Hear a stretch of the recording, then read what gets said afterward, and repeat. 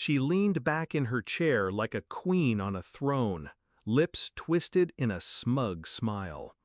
HR sat beside her, silent, playing executioner's assistant.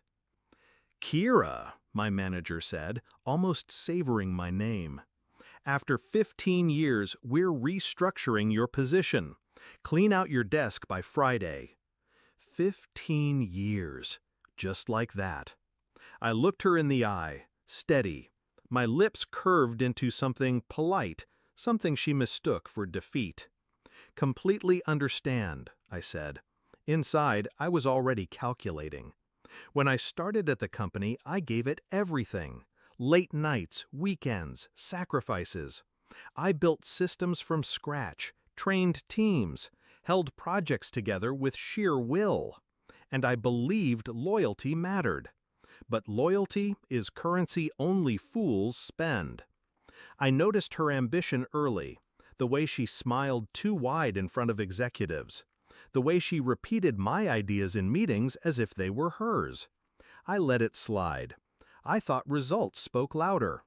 But results don't matter to people like her. Power does.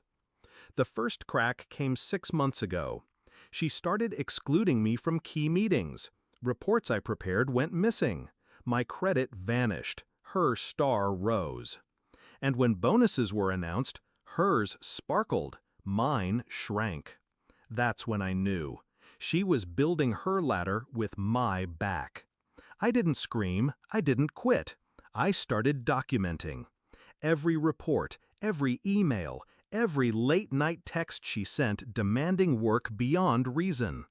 I traced discrepancies she thought no one noticed. Budget shifted, vendor payments rerouted, favors traded.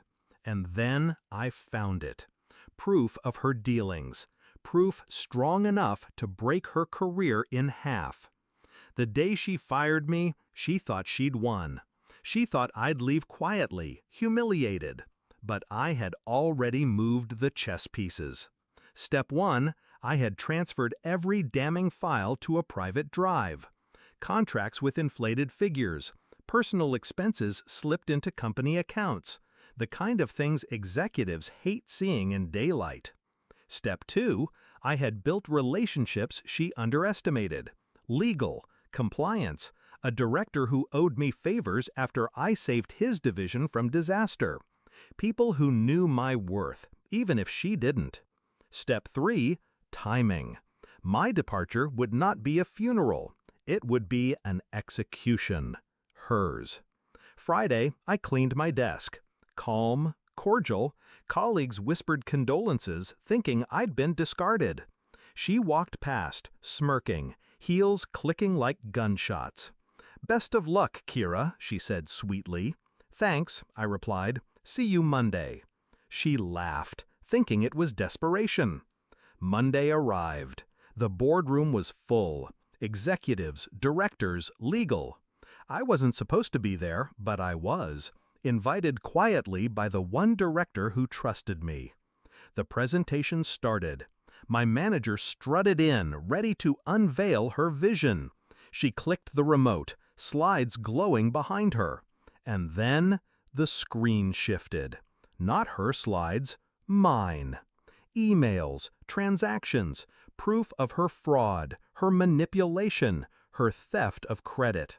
Line by line, timestamp by timestamp. She froze. Color drained from her face. This isn't mine." "It's all yours," I said, finally speaking. Calm, precise. Every figure, every email. 15 years of loyalty, repaid with betrayal. I thought the board should see it. Her voice cracked. She stammered, denied, begged. But the evidence was bulletproof.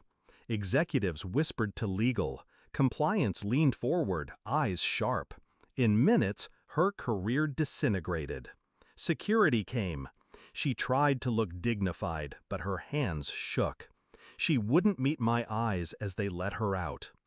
After the meeting, the CEO approached me. "We didn't realize," he said carefully. "Would you consider stepping in, at least interim?" I smiled. completely understand. People imagine revenge is loud, but real revenge is quiet, methodical. It doesn't scream. It whispers until the other person can't breathe. She thought firing me was the end. She never realized it was the beginning. Now, when I walk through those halls, people don't see the woman who was discarded. They see the woman who survived, who exposed, who rose. And when I think back to her smug face in that HR meeting, telling me to clean out my desk, I can't help but smile. Because Monday was fun.